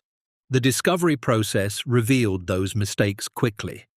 Ryan's financial records showed he'd spent over $200,000 on luxury items in the past year while claiming he was too broke to help his parents. Country club memberships, designer clothes, a boat. Jennifer had refinanced her house 3 times, each time pulling out equity to fund her lifestyle. She was drowning in debt despite her real estate career, had been counting on inheritance money to bail her out. Michael's startup was a sham. He'd never registered a business, never filed for patents, was living off his girlfriend's income while claiming to be an entrepreneur. Clara presented all of it to the judge in a preliminary hearing held via video conference. Margaret and Thomas watched from Earl's office in town, having made the dangerous trip down the mountain for the occasion. The judge, a grey-haired woman named Judith Morrison, reviewed the evidence with increasing displeasure. "Counselor," she said to Ryan's attorney, "your clients claim they're concerned about their parents' welfare. Yet the record shows they denied multiple requests for financial assistance during a medical crisis. They didn't visit, barely called. And now, suddenly, they're deeply concerned." Ryan's lawyer stammered. "Your Honor, family dynamics are complicated." "Indeed they are. I'm denying the conservatorship petition. The medical evidence is clear. Both respondents are of sound mind. As for the undue influence claim, that will proceed to trial, but I'm not freezing any assets in the meantime. The Eastons have every right to manage their own inheritance." She banged her gavel. "We're adjourned." Clara turned to Margaret and Thomas, grinning. "We just won round 1. But the war wasn't over. Ryan's lawyers filed an appeal, demanded access to the vault, wanted an itemized accounting of every piece in the collection, wanted to depose Margaret and Thomas for days. "Let them," Clara said. "Discovery cuts both ways. They want depositions? Fine. We'll depose them too. Put them under oath. Make them explain why they deserve money from parents they abandoned." The depositions were brutal. Ryan sat across from Clara in a conference room in Helena, his own lawyer beside him, and tried to maintain his composure. Clara was relentless. "Mr. Easton, your mother called you in August of this year requesting help with medical bills. Is that correct?" "Yes." "How much did she ask for?" "I don't remember exactly. Let me refresh your memory. $18,632 for emergency surgery, life-saving surgery. Do you recall that now?" "Yes." "And what was your response?" "I told her I couldn't help at that time." "Couldn't or wouldn't?" "I had financial obligations." "You purchased a boat in September for $43,000, correct?" Ryan's jaw tightened. "That was a business investment." "A boat is a business investment?" "For client entertainment."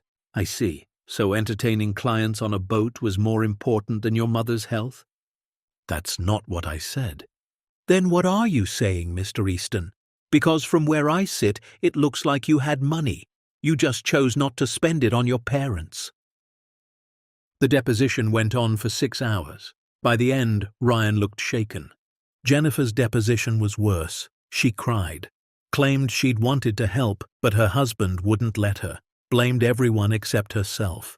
Michael's deposition lasted 30 minutes before his lawyer called for a break. He was that unprepared. Clara compiled everything into a brief that was less a legal document and more a moral indictment. The petitioners claim concern for their parents' welfare, she wrote. Yet the evidence shows a pattern of neglect, indifference, and financial opportunism. They seek not to protect, but to profit. They ask the court to reward their abandonment with access to wealth they did nothing to earn and everything to prevent their parents from enjoying. She sent copies to the judge, to opposing counsel, and to the local newspaper. The story broke 2 days later. Prominent attorney sues parents over inheritance, read the headline in the Helena Gazette. The article detailed everything. Ryan's boat, Jennifer's debt, Michael's fake startup, the denied requests for help during Margaret's medical crisis. Social media exploded. Reddit threads, Facebook groups, Twitter storms. Ryan Easton became a symbol of entitled children everywhere, people who valued money over family. The story went viral. Someone created a GoFundMe to help Margaret and Thomas with legal fees, not knowing they didn't need it. It raised $80,000 in 3 days. Ryan's law firm asked him to take a leave of absence. The publicity was hurting their reputation. Jennifer's real estate clients started cancelling contracts. Michael's girlfriend broke up with him. And through it all, Margaret and Thomas stayed on their mountain, reading Vincent's journals and learning what to do with the gift they'd been given. One night, Margaret sat in the library with a journal from 2018. Vincent had written, "Spent the day organizing the coin collection. Each piece has a story. The 1893 Morgan dollar, the 1913 Liberty nickel. These aren't just valuable. They're history. They're moments in time when craftsmen cared about beauty, about precision, about creating something that would last. I've preserved them not for profit, but for posterity, so that someday someone might see them and remember that humans are capable of making beautiful things, not just consuming, not just destroying, creating." Margaret closed the journal, looked at Thomas. "We can't keep all this," she said. "I know. We shouldn't even want to. I know that too." "So what do we do?" Thomas thought for a long moment. "We do what Vincent wanted. We use it wisely. Or we don't use it at all. But first, we figure out what wise means." They spent the next month reading every journal, learning Vincent's story, understanding not just what he collected, but why. He'd started the collection after his family sued him. Each piece was a small rebellion, a reminder that value existed beyond greed. That beauty mattered. That preservation mattered. The first editions represented ideas worth saving. The coins represented craftsmanship. The watches represented precision. The artwork represented human creativity at its finest. He wasn't a hoarder. He was a curator, a guardian. And now Margaret and Thomas were being asked to do the same. "We should donate some of it," Margaret said one evening, "to museums, universities, places that will preserve and share it." "Vincent would like that," Thomas agreed, "but carefully, anonymously. We don't need credit." "What about scholarships for kids who want to be teachers, librarians, forestry workers, firefighters, people who serve?" They began to plan, carefully, thoughtfully. Meanwhile, the lawsuit crumbled. In March, Ryan's lawyers filed a motion to dismiss. They'd seen the writing on the wall. The judge was hostile. The public opinion was devastating. They were going to lose. But Clara wasn't done. "No," she told Margaret and Thomas. "They don't get to just walk away. They started this. They put you through hell. They need to face consequences."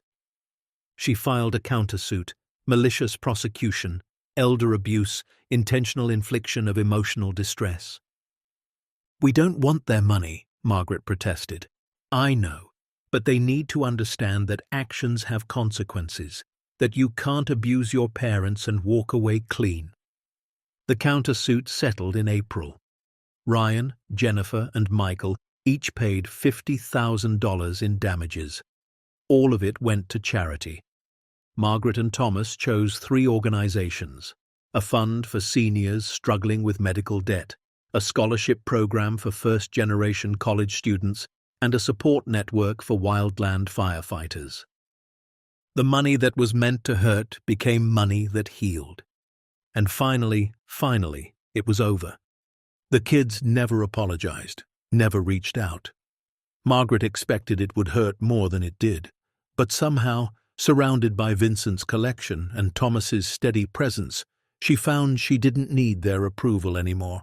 She had something better: purpose. They established the Vincent Harrow Foundation in May, quietly, privately. Earl handled the legal work. Clara helped with the structure.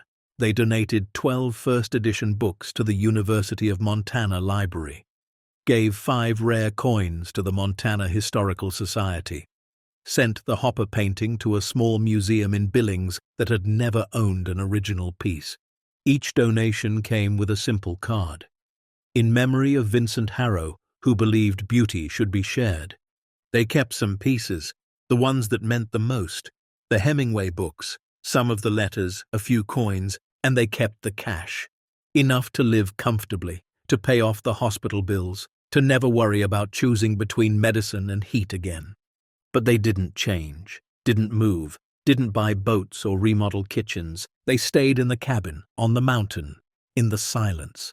Margaret started a small lending library in Red Pine, funded it with foundation money, bought new books every month, hired a part-time librarian, created a space where kids could discover reading the way she'd once helped thousands of kids discover it. Thomas worked with the Forest Service, donated equipment, funded training programs, established grants for families of firefighters killed in the line of duty. They did it all anonymously. The foundation's board consisted of Earl, Clara, and a retired teacher Margaret had worked with. Margaret and Thomas refused to be on it officially. "We're not philanthropists," Margaret said. "We're just people trying to do right by a gift we didn't earn." Word spread anyway. Small towns don't keep secrets well. People in Red Pine started treating them differently, not with awe or greed, but with respect, gratitude, understanding. Mrs. Kowalski, their old neighbor, wrote them a letter. "I always knew you two were special. Glad the world is finally seeing it too." They heard through mutual friends that their kids were struggling. Ryan's law career never recovered. Jennifer's real estate business failed.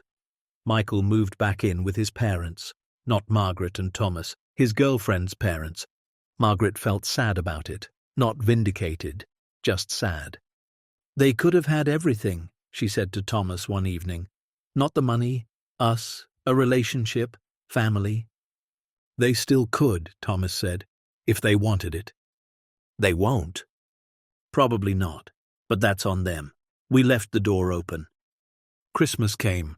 No calls from the kids, no cards. Margaret and Thomas had dinner with Earl and Clara, exchanged small gifts, laughed about the lawsuit. "You know," Earl said, raising his glass of wine, "Vincent would be proud. You did exactly what he hoped, stayed true to yourselves, used the wealth without letting it use you." "We had good guidance," Margaret said. "His journals, his example." "His faith in you," Clara added. "That was the real gift, believing you were worthy." On New Year's Eve, Margaret and Thomas stood on their porch watching the stars. The cold bit at their faces, but they didn't mind. "1 year ago we were in that trailer," Margaret said. "Broken, afraid, abandoned. And now? Now we're here, safe, warm, purposeful." Thomas pulled her close. "You think we'll ever stop feeling grateful?" "I hope not. Gratitude is what makes us different from them, from people who think they deserve everything but appreciate nothing." They went inside, sat by the fire, read more of Vincent's journals, Found an entry from the week before he died. I'm tired. Body's giving out. Doctors say I have weeks, maybe. But I'm not afraid. I've lived exactly as I chose. Alone but not lonely. Purposeful. I'm leaving everything to people who understand what I understood, that how you live matters more than what you own. If they're reading this, if Margaret and Thomas are sitting in my house right now, then I succeeded. I created a legacy not of wealth, but of values. That's all anyone can hope for. Margaret's eyes filled with tears. He knew. Even at the end, he knew we'd do right by it. We're going to keep proving him right, Thomas said. And they did. Over the next year, the foundation grew. Scholarships for 12 students, grants for 15 firefighting units, medical debt relief for 43 families, all done quietly, all done without fanfare. The vault still held millions in assets. Probably always would. They'd never spend it all. Never wanted to. It's not about spending, Margaret explained to Clara one day. It's about stewardship, protecting it, using it wisely, knowing it's there if someone truly needs it. On the anniversary of finding the vault, Margaret and Thomas went down to the basement, stood in the climate-controlled room surrounded by treasures. How does it feel? Thomas asked. 1 year later? Margaret looked around, at the books that held ideas worth preserving, at the coins that represented craftsmanship and beauty, at the watches that marked time with precision, at the art that captured human creativity. It feels like responsibility, she said, like we're caretakers of something bigger than ourselves. Are we doing it right? I think so. We're living our lives, helping others, staying true to who we are. That's all Vincent asked. They locked the vault, went upstairs, had dinner by the fire. Later the satellite phone rang. Margaret almost didn't answer, but something made her pick up. Mum! It was Michael. His voice was small, broken. Michael! I wanted to call, to say, God, this is hard. Margaret waited. I'm sorry. For everything. For the lawsuit. For how I acted. For not being there when you needed me. For being a terrible son.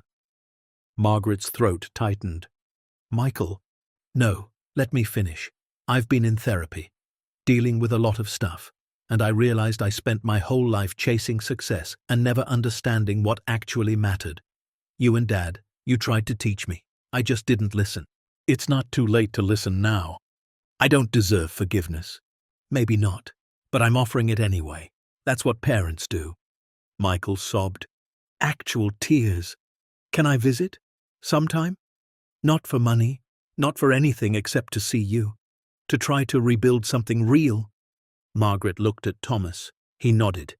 Yes, she said. You can visit. When the snow clears in spring, come up the mountain. Meet us where we are. See how we live. I will. I promise I will. After the call ended, Margaret sat quietly. Think he means it? Thomas asked. Maybe, maybe not. But we gave him a chance. That's all we can do. What about Ryan and Jennifer? They know where we are. If they want to rebuild, they know the way. They never called, never wrote. Some wounds were too deep, some pride too thick. But Michael did visit in May. Came up the mountain alone, spent 3 days with them, asked questions, listened to Vincent's story, helped with chores, didn't ask for anything. On his last day, he stood on the porch looking out at the wilderness. This place, he said, it's not about the money at all, is it? No, Margaret said, it's about understanding what money can't buy. Peace, purpose, integrity. Exactly. Michael hugged her, a real hug, the first genuine one in years. Thank you for not giving up on me. We're your parents. We don't know how to give up on you.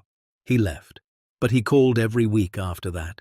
Slow steps, small progress, rebuilding what had been broken. It wasn't perfect, but it was real. Years passed. The foundation grew. Hundreds of students educated. Thousands of families helped. Countless lives changed. Margaret and Thomas grew older, grayer, slower, but they grew together. On their 60th wedding anniversary, They sat on the porch watching sunset paint the mountains gold and purple. "Do you ever regret it?" Margaret asked, "saying yes to the cabin, to all of this?" Thomas thought about it, really thought. "Not once? You?" "Not once. Even with the kids, the lawsuit, the pain. Even with all that. Because we learned what we're made of. We learned we're stronger than we thought, better than we feared." Vincent knew. Vincent knew. They sat in silence, comfortable, complete. "We should write it down," Margaret said. "Our story, Vincent's story. So someday, someone might understand." Understand what?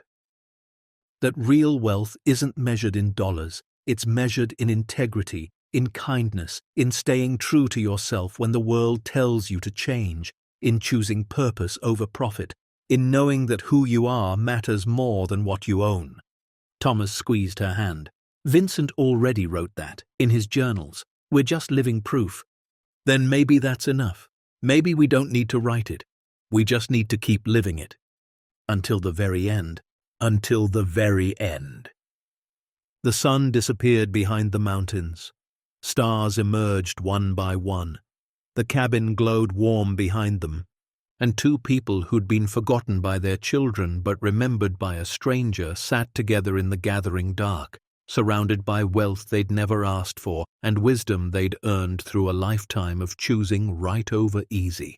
They'd bought a cabin for 75 cents at auction. They'd gained $260 million they never wanted. They'd lost children they'd raised with love. They'd found purpose they never knew existed. And through it all, they'd remained exactly who they'd always been. Two people who understood that the greatest inheritance isn't what you're given, but what you do with it. Anyone can be rich if they measure wealth by bank accounts. But only the truly exceptional understand that wealth is measured in character, in kindness, in the courage to stay true to yourself when greed comes knocking. As the last light faded from the Montana sky, Margaret leaned her head on Thomas's shoulder and whispered what Vincent had written in his final journal entry. "Thank you for being who you are, for proving that good people still exist." And Thomas whispered back, not to Margaret, but to Vincent, to the universe, to anyone listening. "Thank you for believing we were worthy. We'll spend the rest of our lives proving you right." The end. Up next, two more incredible true stories that will inspire you. Click to continue the journey with us. And don't forget to hit subscribe if you believe integrity matters more than inheritance and that the truest wealth is living a life you're proud of.